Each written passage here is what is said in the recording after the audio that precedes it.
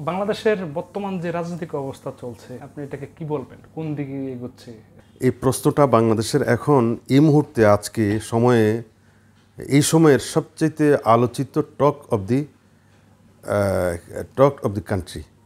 মানে প্রত্যেকটা মানুষ, কি শ্রমিক, কি মজদুর, কি শিক্ষিত, কি অশিক্ষিত, কি পলিটিক্যাল, কি নন পলিটিক্যাল, কি বুদ্ধিজীবী, সর্বস্তরের মানুষেরই একটা কেন যেন জিজ্ঞাসা এখন যে দেশে হচ্ছেটা কি, কী হবে, দেশে হবেটা কি, দেশের অর্থনীতি কেমন, তারপর দেশের রাজনীতি দীর্ঘদিন থেকে একই ধারায়, একই গোলক ধাঁধায় ঘুরপাক খাচ্ছে।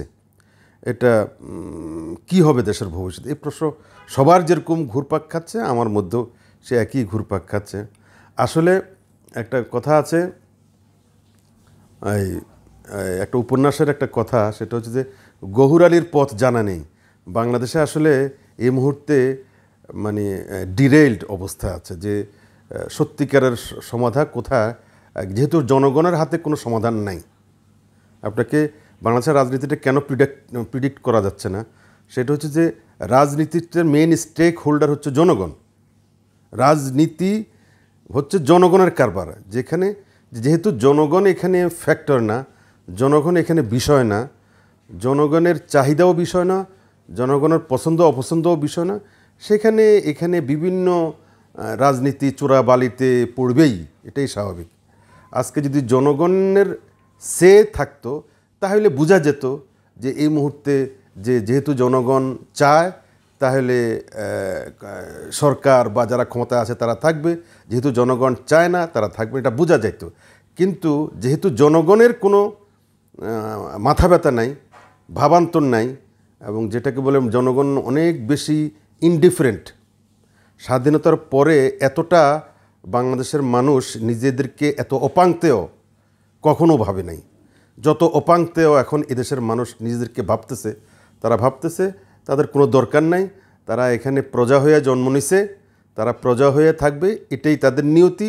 এখানে তাদের একটা মাত্র জায়গাতে তাদের চাহিদা ছিল, জনগণের চাহিদা ছিল, জনগণের মর্ম ছিল, সম্মান ছিল, ইজ্জত ছিল, সেটা হচ্ছে ভোটের সময়।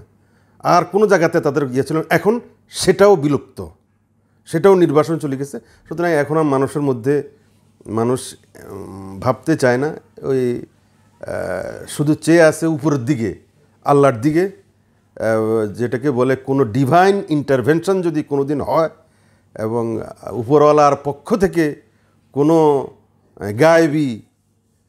গায়েবী যদি কোনো মদদে বা মানে এই যে আসমানি বলা, জমিনি বলা, এটা যদি দূর হয়, একমাত্র কোনো মানে আল্লাহর পক্ষ থেকে কোনো ইশারা ইঙ্গিতে।